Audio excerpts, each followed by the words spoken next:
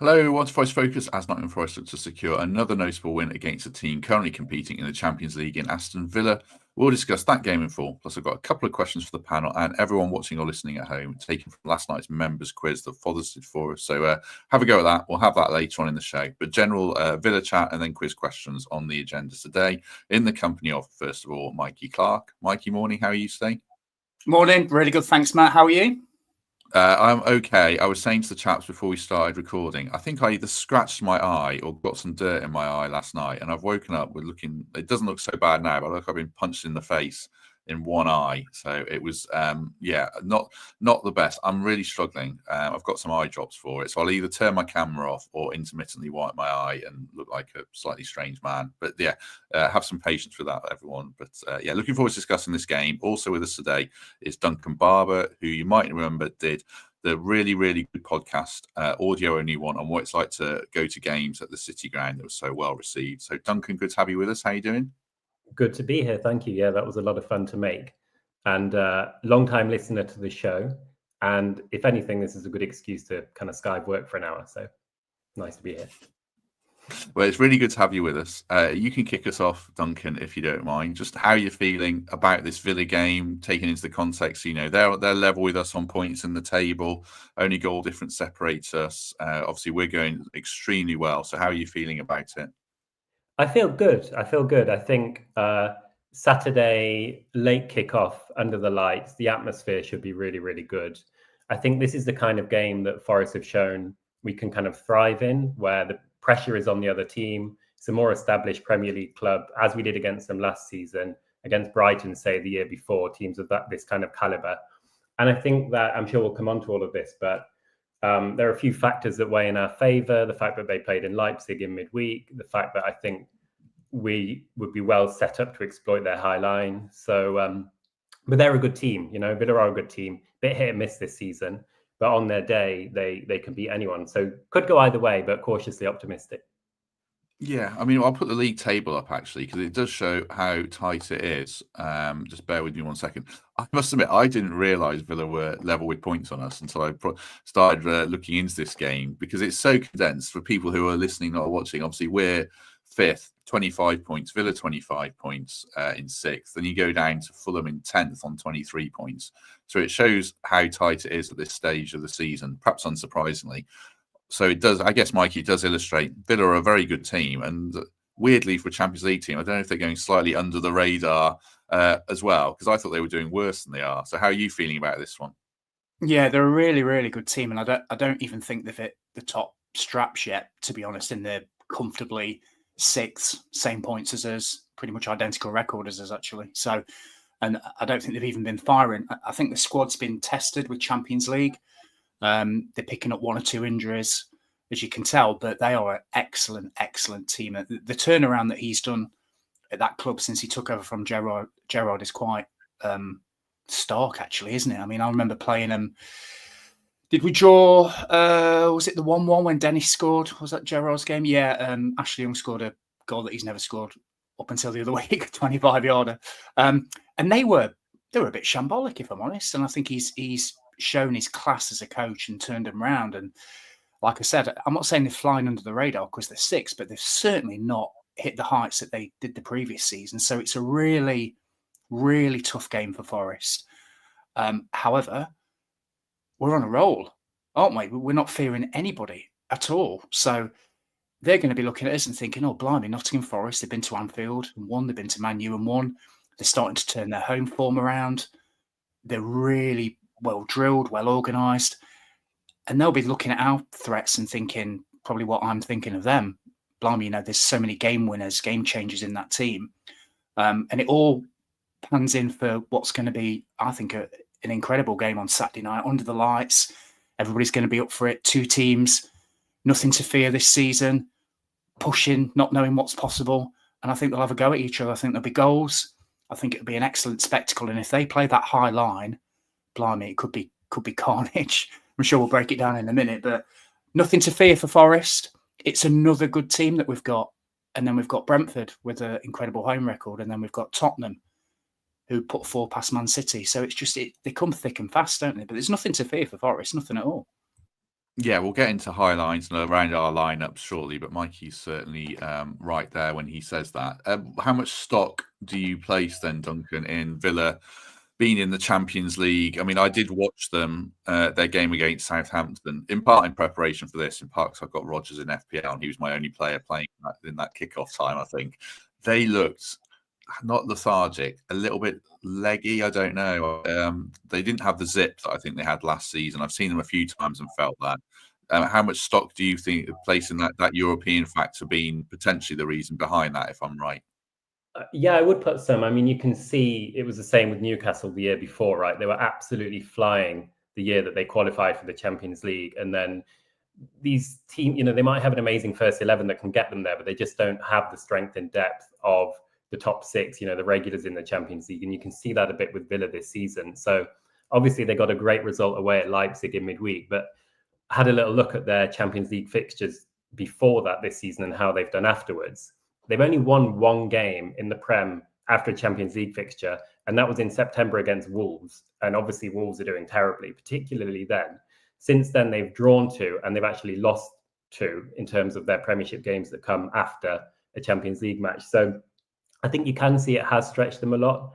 They've also got a lot of their players who are absolutely kind of flying for them last season are struggling a little bit this season. So I think John McGinn, obviously their captain and talisman, he carries the team a lot. He's been a bit more inconsistent this season. Emery's kind of called him out for it a little bit. I think that's been a factor. I think Watkins has struggled a bit, partly because of the emergence of Duran and how good he's been. And I think Watkins is at his best and most confident when he's the undisputed main man. And then also their right winger, whose name has escaped me, who was absolutely on form. Yeah, exactly. He's kind of lost form a bit as well. So I think you could say that the Champions League has been a big factor because it's such a big ask to be playing so many increased fixtures with such high stakes attached to them. You see what it means, what it meant to the club, like when they beat Bayern Munich at home in the Champions League. But we shouldn't underestimate how much that will take out of them. This kind of thing, how much focus will go into these games and how well they want to be doing. So I think it's inevitable that then there's a little bit of a drop off in form in the Premier League. That's not to say we should underestimate them on Saturday. They're clearly a very, very good team, as Mikey said. But I do think that they will be tired and that it gives us a good chance to get at them and that we have a really good chance to win this game because of it. Yeah, Watkins is the one I wanted to just talk about before we got into lineups, because he went off at half-time. I don't know if people saw against Leipzig. He's got an injury doubt, but I'm also almost part worried, Mikey, that I'd rather face Watkins than Duran at the moment, which sounds strange because of how good Watkins was last season, and obviously he did well for us in the Euros. But Duran looks like an absolute machine when you see him play. He scores goals from all sorts of areas, doesn't he? Yeah, it's scary, isn't it? They've got a couple of good options up there. A couple of interesting comments in the chat today, which I'll refer to in a minute, around what we'll take from this game. I tend to concur that anything would be positive for Forest. But just going back to that, Matt, I think I noticed on Match of the Day, I wonder if anybody else did, that when Watkins was through, I think twice at the weekend against Southampton, and he sort of fluffed his lines, the crowd got on his back a little bit. So I'm wondering, I'm not very close to Villa, but I'm wondering if there's a surge, like an upturn in thought process with their fans that Duran is now the time to start Duran. And it may play into Emery's hands that if Watkins is carrying a knock, give the fans what they want and start Duran. Because let's be honest, what has he got? He's got a lot of goals this season. I think he's only started half a dozen games. So his impact off the bench is significant. But when he starts, he scored in his last Premier League game. Obviously scored during the week as well. So I suspect that if he's carrying a knock, Emery will rotate and play Duran just to sort of tick those two boxes, like I said. But either way, scary, isn't it? I think he's tried them both together. It's not quite worked.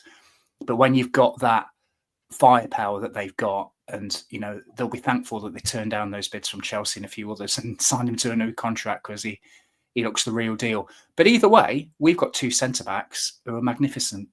And, I'd fancy Milenkovic up against anybody at the moment. So as good as Duran is, as good as Watkins is, I fancy our lot to hopefully shut them down or at least keep them as quiet as we possibly can do. But It's going to be a really intriguing game. But let's not worry too much about what they've got, because you can go through every side in the Premier League and they've all got weapons that can hurt you. You know, we're at home. It's Saturday, 5:30, under the lights. They should be worried about us. And I know when we go through the teams, I'm going to talk about how I think we can get at them. And somebody put in the comments, actually, that they watched the Southampton game, I think it was, against Villa, and Villa didn't necessarily counter-attack for the first 30 minutes. So I hope that's the case. I hope they do sit back rather than sort of come at us. But it's going to be really, really fascinating, I think. I'm really looking forward to the game. Yeah, I did. Like I say, I watched it, and Villa had so many chances. Watkins had a lot of chances late in the game, which you must be gutted about, Mikey, because I saw you captained him in your team. Oh, no. But yeah, so yeah, it's going to be an interesting one. Mikey referenced something about that I'll come to actually as well, and ask both chaps this. Derek, who is very lovely to meet you last night, Derek, at the members event. You bought some gifts for everyone. Can I hold this up? You made some wooden coasters. That's one of them, and you made one for. There's one for you, Mikey, Greg, Temps, Emily. He made one for Emily's fiance because he's a Leicester fan, didn't want him to feel left out. So yeah, that was lovely. Derek would take a point, and I saw another Derek also saying that he would take a point. Would you chaps take a point now if it were offered, Duncan? No, but I would be happy with a point. But I think that we could win this. I think it could go either way, and so I feel like it would maybe be a bit overly cautious to take a point. Opt to have it as Forest win 37%, Villa win 36%. So you can see it's really on a knife edge. Could go either way.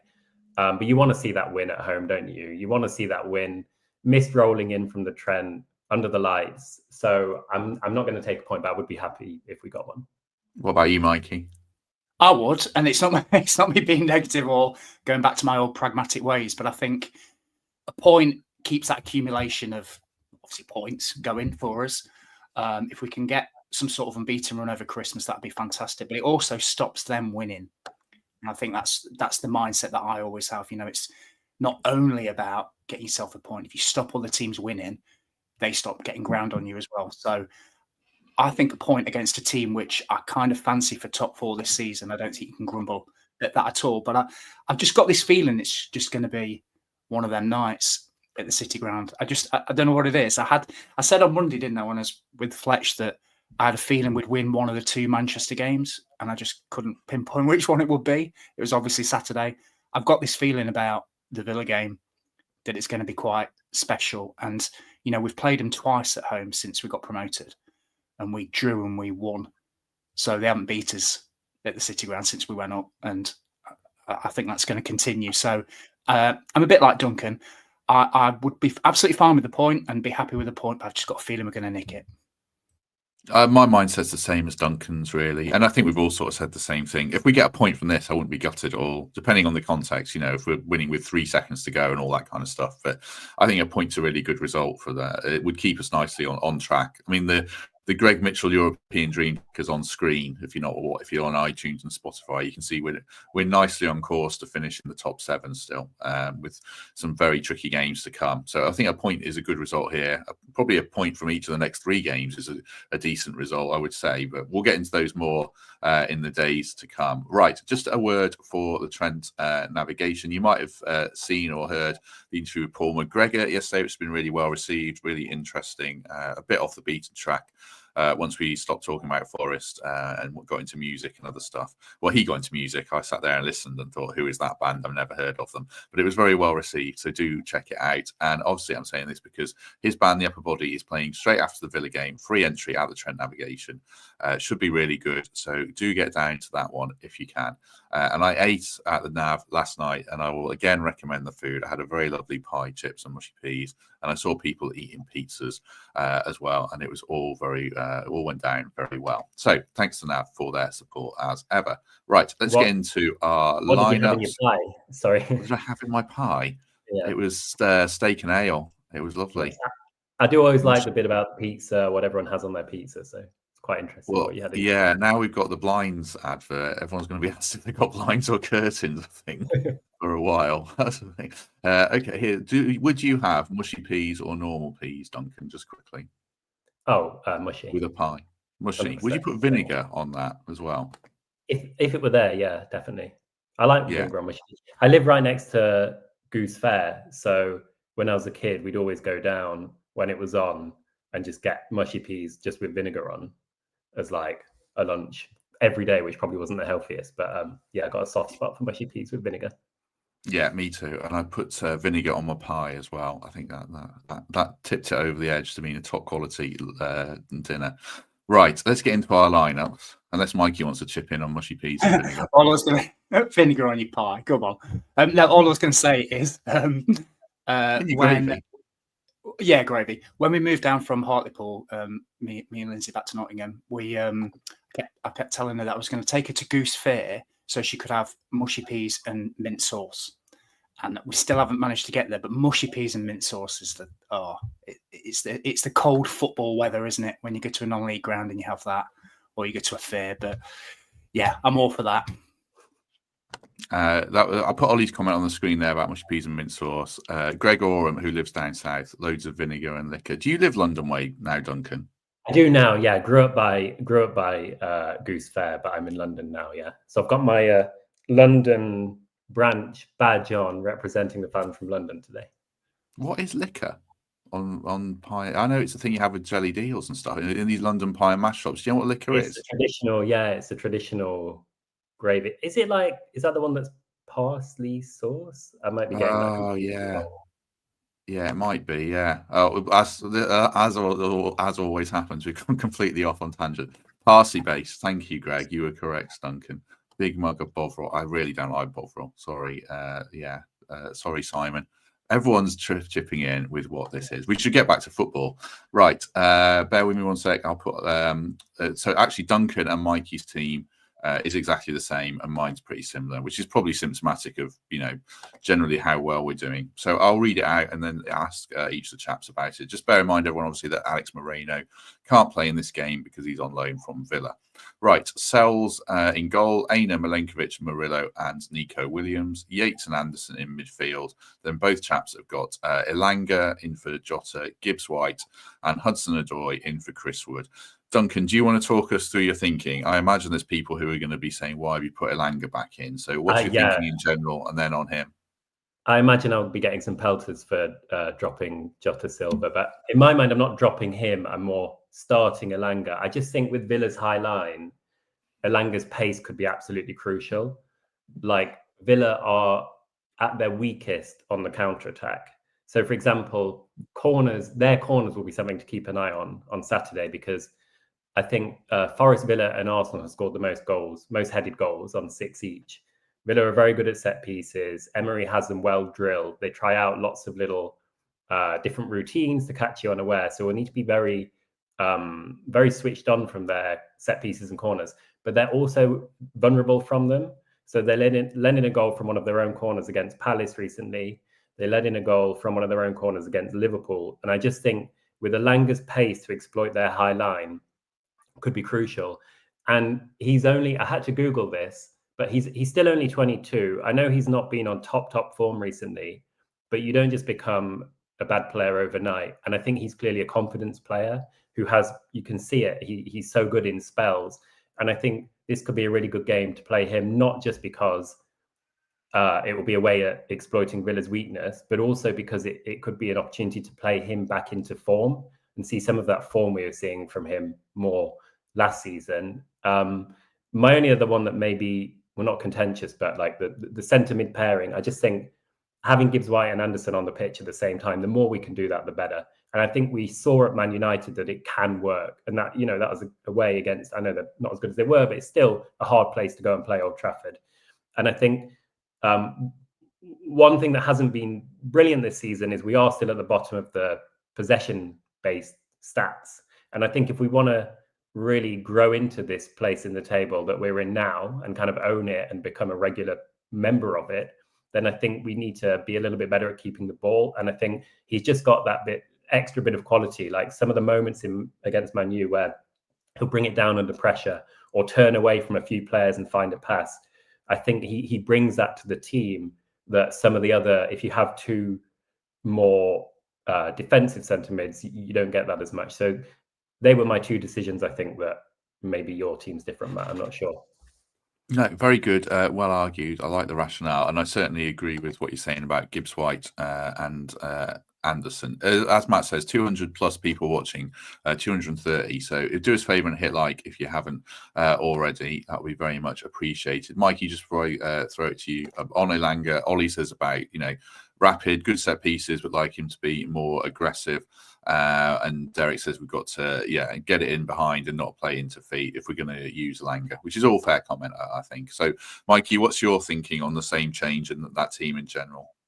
Yeah, very, very similar to what Duncan was saying, really. I think it's a squad game, isn't it? Horses for courses, whatever terminology you want to put. And just as we would do if we went away to Liverpool, we tweak the personnel to give us the best chance of winning the game. And I think Duncan argued really well around how to bring Elanga back in and the reasons for bringing Elanga back in. And that's where my head's at the moment. I remember the Olarena goal in the first, the time we played them last year. Elanga breaking down the left after 2 minutes, exploiting their line, pulls it across, Toffolo and 1-0. And I think as the game goes on and the game gets a little bit stretched and managers make decisions based on game shape, you don't necessarily know how things are going to transpire. So there's no guarantee that they're going to be playing a high line with 30 minutes to go for Elanga to then come and exploit it. What I'm pretty certain of is that's how they'll start. So a fresh Elanga for the first 55, 60 minutes, trying to exploit that, any tiredness they've got from midweek in the Champions League. The fact that Luca Digne is a very attacking left back. He's going to push up the pitch, gain more space. So it's almost like, when do you unleash this asset, this pace weapon? Do it at the start when you know how the game's going to look. And then if you want to bring Jota on for his tenaciousness and his work rate, if you want to bring a Dominguez on to shut it off, if you want to go to a back five with Morato, you can do that based on how the game's looking. Or if you want to take one of Anderson or Gibbs White off and sort of shore it up with a Ward-Prowse or something like that, you can do that. But I think we know where we're going to be. It's going to be 0-0. We know how they're going to play. Let's exploit it. Because as Duncan rightly says, and gave 2 examples of where it's happened in recent weeks, quick transitioning, exploiting their line, even from their own set pieces, that they can be got at. And if we can get ahead in the game, and I think we've got ahead, 12 times, I think we said, which I think is the most in the Premier League. If we can get ahead, more often than not, we're very astute at managing the game. And that's when you can make the changes. So, I fully trust Nuno. I'd love to see Anderson and Gibbs White start again because, what Duncan was saying about ball control. I'm not a massive one for possession, if I'm honest, but I think the points Duncan was making were valid around keeping the ball and how neat and tidy he looks. And Anderson was my man of the match at Old Trafford, I have to say. And dropping him now, that's going to be a hard conversation for anybody to have with him. So I think he plays. And I think that's probably the lineup he's going to go for. But I do expect the second half in particular to be really interesting. Villa did 5 subs in midweek. We always do 4 or 5. So you're almost going to get a new team on the pitch across both teams, which is why I think it's going to be a fantastic match. And it's probably going to go right to the final whistle. I agree about Anderson. I thought he was my man of the match as well. I think him and we've said this on Monday. I think him and Gibbs White are, A and B basically in the 3 midfield certainly. Pat says, as usual, indeed. I do worry about a midfield too. What do you think, Mikey? I do agree with what Pat's saying, but then I don't know. I feel like this is the formation to play in this game, and Anderson's one, and is it Yates or Dominguez for the other one? I don't think either would let us down at all in this game. So how are you feeling about that midfield? It's a valid point from Pat, and it was one that I debated in my head. I think Morgan Rogers plays usually the furthest forward in their team. I expect Yatesy to play quite deep and try and look after him, and then they have sort of a rotation between Tillemans, either Onana. McGinn comes inside. So that area is going to be quite congested, which again is why I'd start Elanga to get it wide and get him in behind. But I think if you look at the games coming up as well, I know they say you should take a game in isolation, etc., but you've got Brentford away, where I expect a very different midfield. And then you've got Tottenham at home coming thick and fast. So they're all going to get their opportunity to play. And I'm just thinking about the balance and just thinking about how it's going to look and feel on a Saturday night. I'm quite an emotive person, and for me, I just think it's going to be a sort of rip-roaring occasion, and I just think you need a Yates in there, you need an Anderson and a Gibbs White, and then manage the game state. So I think Pete said the other week, didn't he, about we probably need that number 6, that proper number 6, whether it's Sangare or not, I'm not too sure yet. But I just think the mix that we've got at the moment and the way they performed at Old Trafford and what Villa are going to do, because I think they're almost going to play like a 4-4-1-1. I think you can get away with starting this and then tighten it up if they do go 2 up, or whether they bring on another winger or not. But yeah, it's a debate either way, isn't it? But I genuinely think these lads have earned the right to go again, barring the one change that I said. So here's my team, which is, this would be unchanged, I think, from Old Trafford, wouldn't it? So it would be, I'll just read it out. It's one change. Sells in goal, Aina Milenkovic, Murillo, and Nico Williams, because Moreno is unavailable. I think he missed the last game. They said he wasn't quite right for maybe he's at like red lines for getting injuries, or however it's viewed by sports science these days. But Williams left back, Yates and Anderson in midfield, Jota on the right, Gibbs White and Hudson-Odoi in support of Wood. And then the same sort of debates that the other lads had. I thought Jota, even though he got hooked early, I thought it was his best start for us. I thought he was effective in the first half at Old Trafford. So I feel like if he gets a run of games, then he could cement that place. I was pretty convinced, a week or two ago that Elanga was comfortably sort of ahead of him longer term in terms of the ceiling of the players. I feel like Elanga has that higher ceiling, but he is out of form, and Jota's doing well. So I'm perfectly happy to pick Jota, but I can certainly agree with what the other lads are saying and see their point. And then I did wonder about whether actually just play Elanga on the left versus Hudson-Odoi.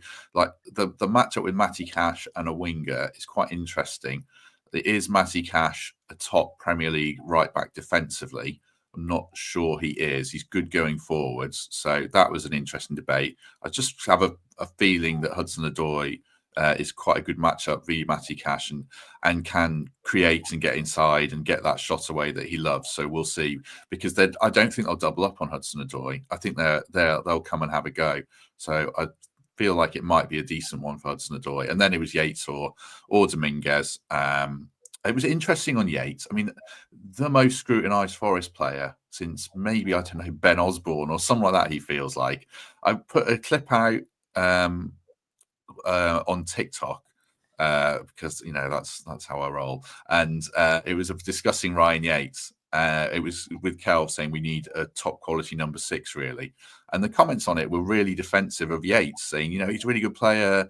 You don't be down on him. And then you look on Twitter and, some fans think he's a championship player still. So he does divide opinion. I'm a big fan of his, but I'm a big fan of Nico Dominguez as well. So you kind of feel like they both do a job. But I went with Yates in this one. I think he was decent in the second half at United when we were on the back foot defending.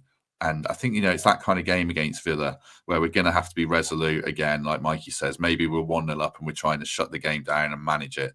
So, I would go with Yates. I do think, am I right in saying, chaps, Dominguez and Yates are both on 4 yellows? I think they are, which makes me wonder if you can't play them together, potentially, anyway. If they both get booked in a game, then we're in trouble, unless Danilo's fit. He's getting closer, but I don't think he's ready. He doesn't sound like he's ready to start. Maybe he'll be on the bench, just the other side of Christmas. So, yeah, that's my thinking. Any thoughts on that? I feel like we've covered it a lot, but any thoughts on that from either of you? I've got one, just a quick one. You're right, but I won't worry too much about the bookings because we've got Ward-Prowse coming, haven't we? And Gibbs White could always drop deeper. So we just have to play that through. And we won't be the only team that's panicking about people on 4 bookings. I can assure you of that. Just a quick thought from me is I've always said that games are won and lost from the bench. I mentioned a minute ago about, I think, 10 subs are going to come on the pitch in this game. So whilst there's always debate about who to start, I think you look at most Premier League games, they won and lost in the last 20 minutes just because of the strength of your bench. So if Dominguez doesn't start, or if Elanga doesn't start, or Jota doesn't start, those, they call them the finishers now, don't they? These are the guys that can come on and win or lose you a game. And it is a squad game at the moment, and it has been for a number of years. So I wouldn't worry too much about that, Matt. I think my only question would be to you is, do you think, I think on Tuesday they played Konza at right back. Yeah. Do you think they're going to go with Cash then, or do you think they're going to play Cash wide right and Konza behind him? I don't know. That's a good point. Konza has played right back in quite a few Premier League games. If you don't know the team beforehand, do you? No. If Hudson-Odoi's up against Konza, I actually really hate that matchup because we saw Hudson-Odoi v Tuanzebe at Ipswich, and he struggled against a strong, athletic right back in that mould. So then maybe you play Elanga, but this is Danscape's right here. This was in my head as well. Cash, if he does have a bad game in him at that level, so yeah, that's a really good point and a tough one. I'd much prefer Hudson-Odoi against Cash than Hudson-Odoi against Konza. So we'll have to see how that one pans out. It was one other thing I wanted to quickly ask from Greg. Is Ward-Prowse out of the thinking now? I mean, for me, Duncan, he's definitively behind Yates and Dominguez for a start. Doesn't mean he's going to stay out of the thinking, but at this point in time, that's how I see it. What about you? Yeah, I agree. I mean, I think he had that brilliant game away at Liverpool, and then I thought he could become a regular in the starting lineup potentially, but hasn't quite hit those heights since then for me anyway. And I think in a game like this, you need a Yates or a Dominguez. You need someone who's going to put themselves about. There'll be they've got battlers, the likes of John McGinn. And I think if it were Ward-Prowse and Anderson, you would lose that aggression, which I think will be crucial. As we've talked about a bit already, I just think in these late kickoffs, when it can just get so atmospheric and the crowd will play such a role, and when people are cheering like great challenges and players putting themselves about just as much as the attacking moves, I think Ward-Prowse isn't necessarily the kind of player that will play into that compared to a Yates or Dominguez, but I'd go with Yates too. Yeah, I think so. I mean, this descended into the usual Yates chat. Harold saying we're delusional about Yates in top 6 games. I mean, he did play at Anfield and at Stamford Bridge, and in a win at Stamford Bridge. He can win games with Ryan Yates in the team. I always feel like it's more like the balance of how you set up in midfield with numbers, really. Because if you play a midfield 2 at any top 6 team, that midfield 2 is going to struggle. And we said it on Monday. I'd love to have a Caicedo in the team or a Ryan Gravenberch, but unless you've got incredible recruitment, which we're threatening to have, but haven't always had, then it's kind of a mix and match and be greater than the sum of your parts. And I think Ryan Yates is part of that, and Nico Dominguez probably is as well, and Danilo sort of is as well, and Sangare we haven't seen the best of, but I did like what he was doing before he got injured. I thought he was looking, promising at the start of the season. But yeah, it's all about the balance and the team setup, and Nuno's got that right certainly so far. Thank you very much, Peter. Do hit like, that would be fantastic if you were. It's almost 300 with us now, which is great on a pretty miserable Tuesday late morning. Mikey, any final thoughts on this game before we move on to my little quiz questions for everyone? Quiz questions, can't wait for them. Hopefully I do all right in it. Just that, I think you just touched on it then, Matt. I have always had a thing for late evening games. I just think there is no better ground in the country than the City Ground under lights. And for what I think is going to be such a tight game, and it's going to ebb and flow, and it could go either way, the fans could be the difference, or certainly, if we're under the cosh or if we're pushing or some of the players look a bit knackered, this is when we come into our own. I mean, City Ground's great, on the worst of days, but I've just got a feeling that Saturday could be really good. And can you imagine, if results go for us earlier in the day and then we turn Villa over, things are going to, we'll be almost to the points total that we had last season already. It's not even at the end of the year. So even if things don't go for us on Saturday, we are having such an incredible season. And this is, I think there's been teams in the past where I've not necessarily liked the way they play and the personnel. I can't say that about this team. I think everybody's behind them. There's some characters in there. They give absolutely everything. What they lack sometimes in, ball possession or whatever we're going to say, they make up for in heart and endeavour. And, the same can be said about the fans. So Villa will come, they'll be loud. So just encourage everybody to absolutely give it everything to try and get the guys over the line, because it's a really tough Christmas period.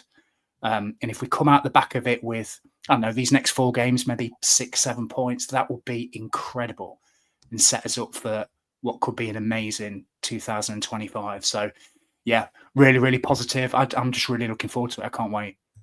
Just on that, I think there's a high ceiling, isn't there, for the atmosphere? Like when you go to a 2 p.m. Sunday kickoff against like a Brentford or a Bournemouth, and they've not sold all their tickets, and you just know that there's a kind of limit to how good the atmosphere is going to be. But Villa, as you said, Villa will do their bit. They've got good fans. I do have a bit of a soft spot for Villa because they've got a few similarities with us, with the shared European history.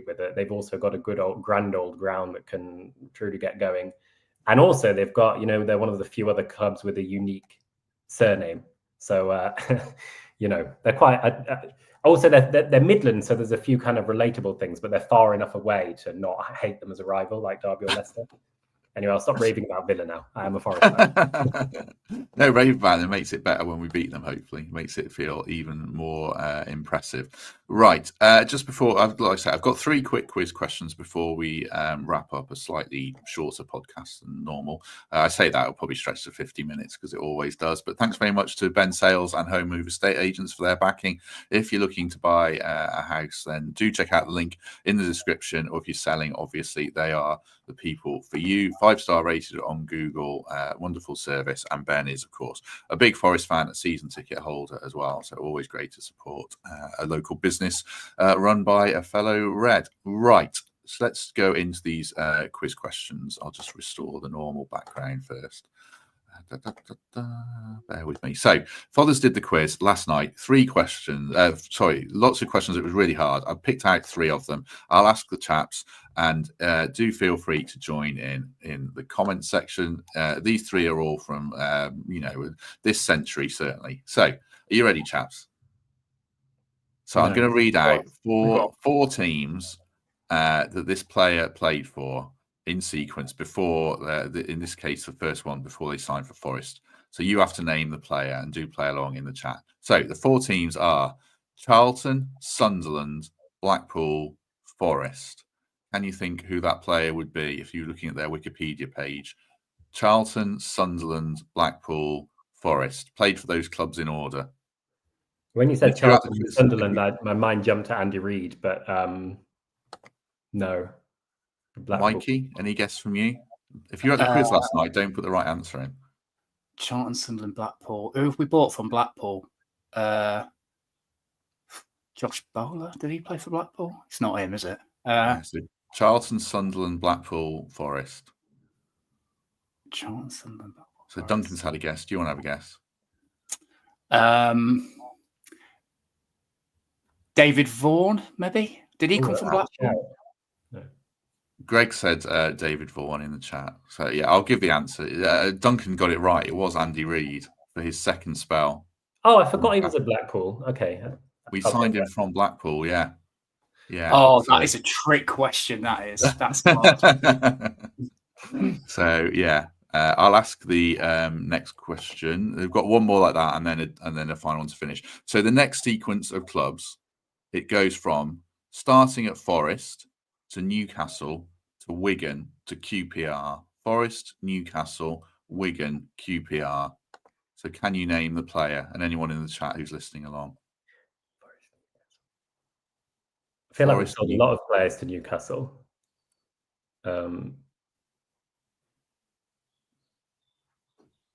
Forest, Newcastle, Wigan, QPR. A couple of people have had guesses already. This goes back to around 2010-ish era. Darlow? Did he go to... He went to Newcastle. Yeah, I'm just trying to think of people we sold to Newcastle. I can only think of... Darlow, Lascelles, Janus. I don't think it was any of them. I'll put quite a few people have got it. You might kick yourself. I kicked myself when I didn't get it last night. Oh, I think I've got it. Is it Perch? Oh yeah. Oh, the on there. Yeah. I'll give you that one, Mikey. I'll give you. No, that seriously. So I was just racking my head. Yeah.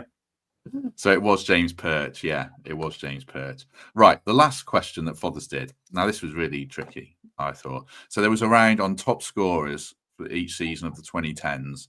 And there were 4 questions. And then the final question was, can you name the top scorers for Forest in the following seasons that made up the rest of the decade? So I'll give you 4 seasons. It's 4 different names. And you have to name the 4 players. So the seasons are 2009, 2010, 2010, 2011, 2011, 2012, and 2012, 2013. So it's those consecutive seasons. So who were the 4 players who finished top scorer in each season, respectively? 4 different names, if you want to just shout them out. So the first one's 2009, right? Is it 2009, 2010. Is Earnshaw one of them? Yeah, we're in the Championship, weren't we? We got promoted a couple of seasons before. This is all Championship, yeah. So right. Earnshaw is one of them, yeah. Duncan's got one. There's 3 other names, and Earnshaw's the easiest one, I would say. Yeah, leapt for the easy one. Did Blackstock ever finish top scorer? Paul said Dexter Blackstock, and no, not Dexter.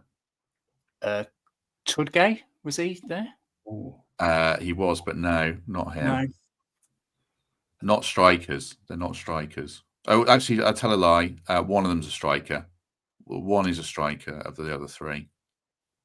Was McGugan one? McGugan was one. That's a good shout. Well done. Yeah. He'll get mad at us for not knowing that. Lewis McGugan. So it was Earnshaw 2009, 2010. 2010, 2011 was Lewis. There's 2 others. One is a winger and one is a striker. These were pretty lean years for us, I would say. I was going to say Antonio, but was that? No, that was the season after. That was 14-15, Antonio. Well, I think, Is the Sambalonga? He's a little bit later as well, not a Sambalonga. We had so many kind of journeyman strikers around this time. Yeah, this is a journeyman striker. Okay. Is he a big lad up top? Kind of like... He's not actually. If you're thinking of Darius Henderson or Darius Henderson that Paul Morley suggested, no. And it's not Lewis Graben, as Tommy says, either. Oh, this is tough. This is really tough. I mean, I'm guessing it. I'm just going to say it, even though I know it's wrong. But Reed did score quite a lot in his second spell, but he wasn't really a winger. No, not Andy Reid. I'll give you a clue. He was a loan signing for a season. Top scorer loan signing, a winger. No, forward, striker. Oh, forward. This one's the striker. Oh, was it Oliveira or O'Grady? Is that? Am I thinking too? Oliveira was a season later. Someone's got it in the chat. A couple of people have got it in the chat. I'll give you a couple of seconds. Yeah, I'll put you out of your misery. A few people have got it. I don't know if you'll kick yourself or not, but Owen got it, and Steve got it as well. Yeah, Billy Sharp, I think, got 11 goals one season. Right, the winger, if you want to have a quick think, this was a grim season, and he got most of the goals in one game, I would say. Oh, McCleary, is it? Yes, Gareth McCleary. Gareth McCleary got 9 goals in a season. And in that decade, can you remember any of the other top scorers? Just off the top of your head, there was a couple of grim ones. You've said a couple, actually. Antonio Assombalonga. I'll tell you the other one, unless you can think. It was another loan signing we had who was a top scorer, and it was a grim season, an attacking midfielder. Oh, my word. On loan from Everton. Kieran Dowell, was it? Kieran Dowell, yeah. Oh, Kieran Dowell, yeah. Yeah, he got 9 goals in a season, yeah. So can I, given you surprised us with that quiz, I was brushing up on stats before the game. Can I ask you a question? You can, yeah. The year that we first played Villa and the score. Oh my God, the year we first ever played Villa. Yeah. According to a quick Google search, so could be wrong, but okay, that's a good question. What do you reckon, Mikey? Probably like 1900 or something, or 1890s even. I don't know. These are 2 really old clubs. Yeah, I reckon maybe late 1800s, and it would probably be something stupid like It's like 7-2. 6'3", 1895. There you go. Good, not a million miles away. It was 1880 and 2-1 to Villa in the FA Cup. Oh, I always think of December. old games of been like all finished 17-17 or something. Yeah, like old cricket. This is going off on a tangent. Like, how would WG Grace fare against Brett Lee or someone like that? I don't think he'd make many runs because he was a massive cheater by the sound of it. But yeah, there you go. Right, I enjoyed that. Yeah, there was that was a grim period, Pat, as you say. Around if you're talking about 1895, that was probably pretty grim. But if you're talking about the 2010s of Forest, that was certainly pretty miserable. Right. Mikey, any final thoughts? Any other business? Anything you want to plug? yeah, just two quick things. Just going back to that chat. You know, when we're in League One, I'm sure Ian Breckin, I don't know whether he finished the season as our top scorer, but I'm sure he got did. like, I mean, that is, when you centre back as your top scorer, you know you're in a bit of trouble. For the entire season. That was horrific. No, but my only other business is just before I came on here, actually, I saw something on Sky, and I know it's been on Twitter quite a lot, what the club are doing for Christmas with the kids and the wholesome content that's Ola's in it, and Eric and a few others, and Toff and Nuno. I just think that's absolutely lovely, and it shows a different side to, professional athletes. We hold them on such a high pedestal. They are human beings, and to give their time, and they genuinely look like they wanted to kind of spend time with the kids and everything like that. And I think that's great, and the club has to be commended for that. And also what they're doing on Saturday with the food bank for the fan zone, I think that's absolutely brilliant as well, and a great time of year. So just encourage everybody to contribute to that. So I know we debate about formations, tactics, all that sort of stuff, but I think what underpins it is we're all, proud to be a small part of the club that represents us. And when they're doing stuff like this, that kind of represents me personally. I know it represents a lot of people. So I think we have to say well done to Forest for that. Yeah, I'd love to just jump in on that as well, because I couldn't agree more. That was actually the thing I was going to mention. And I think it speaks to some of these players that their value at the club kind of transcends what they do on the pitch. So like Toffolo, I know he doesn't get much game time anymore, but the work that he does in the community and with fans, and to kind of to go out of his way to make them feel, special and a part of the club. And some of the others, I mean, I'm just repeating what you said, Mikey, about Aina and the others that do a lot of work, and Nuno himself as well, actually. Did you see the video where a reporter was going around asking the kids who they'd rather turn up at this party, Nuno or Santa? And they were all saying Nuno, and then he turned up and he was really great with them. So it does make you proud to be a Forest fan. Yeah, it does. I think as well, like the club probably lost its way a bit in terms of community connection, certainly under Fawaz. It feels like they've got it back, so that's good. And they're also much better at getting the message out, because they've now got a much more resourced media department that's really good of spreading the message about the good stuff that they're doing. So yeah, echo everything both chaps have said there. That was on my list as well. I think that was it. I did have something else, and now I've completely forgotten because they made a good point. Oh yeah, Duncan's podcast. I was going to say, check it out if you haven't checked it out already. It's really good. It's completely timeless. You could listen to it now or in 5 years. I'd rather you listen to it now, but it's really good about just the experience of going to a City Ground match day and what it means to all of us. I know there's fans, international fans in the chat who haven't had the pleasure yet, and I wish everyone could, because it's such a fantastic thing to do, and really elevates and puts Forest above pretty much every club in the country, I think, because of how good the match day is. Have you got another idea? I'm putting you on pot spot in the public, Duncan. No, you've got another idea for a potential other one, have you? I do. I have, and thank you, by the way. It's really nice of you to say. It was so great to hear from fans what kind of going to a match day meant to them, that again went beyond what happens on the pitch. And again, this stuff about community. But I do have a couple of ideas. It's whether my wife and I are having our first child in March. So congratulations. There's a bit of a deadline, but I have I don't know whether I should say them now or keep them offline and talk to you, but yeah. Keep them offline and talk to us, because If you're having a baby in March, the chances of these happening in the next 2 years are pretty limited, I would say. Well, exactly. Maybe we could squeeze one more in beforehand. Probably a joke there somewhere. Greg was asking what the name of the podcast is. It's called I called this Why Nottingham Forest. Why watching Nottingham Forest at City Ground is the best match day in football. And the thumbnail says Nottingham Forest and Magic on it from about 4 or 5 weeks ago. So yeah, check it out. Check it out. Right. Really enjoyed that. Good to have people's company. Do us a favor and hit like if you haven't already. Do subscribe. Do consider becoming a channel member or signing up for Patreon. It'd be great. Do give us a lovely review on iTunes or Spotify. My eyes have been a bit mental all the way through this. I felt a bit off my game, but I think the other lads carried me through. So thanks. Look, I'm so off my game. I'll just put the video off again for absolutely no reason. Right. Mikey, thank you very much. Yeah, absolute pleasure. And thanks for everybody in the chat today. I've enjoyed reading that as we were going through as well. Some really cool comments, and everybody's just seems really, really positive. And let's have a go at Villa and see what happens. But have a good Christmas, everybody. Yeah, there's a good vibe in the chat today. I know not everyone agrees with everyone, obviously, which is all good because it's all about opinions. But yeah, lots of Christmas spirit around. So enjoyed it. Duncan, wonderful debut. Definitely have you back on again. So thank you very much for that. Thank you. I was just hoping to avoid a kind of Jonathan Woodgate, Real Madrid red card and sending off debut. Yeah, it's been great. It's been great to be on. Someone in the chat has said predictions for the game. I'm going to go 2-1 Forest. Okay. We'd never do predictions because I find them pointless. So you picked up a yellow card there because we always say there we go. We're going to win. So, but now you've done it, and now we have to do it. Mikey, prediction for the game?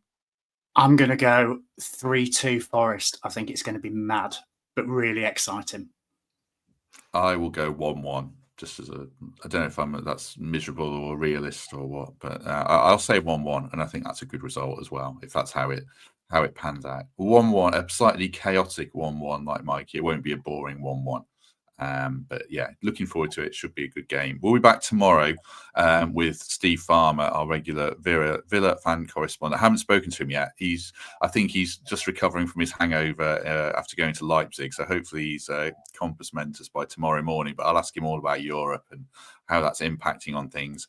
And then post-match after the game, probably be about 8:30 or something like that. I'm just working out the final times for that with Fothers and hopefully Mark. But yeah, that's how we're looking for the next few days. Hope everyone had. I really feel off my game. My eyes drive me mad. Hope everyone enjoyed that. Have a good day. And if we don't see you tomorrow, we shall see you soon.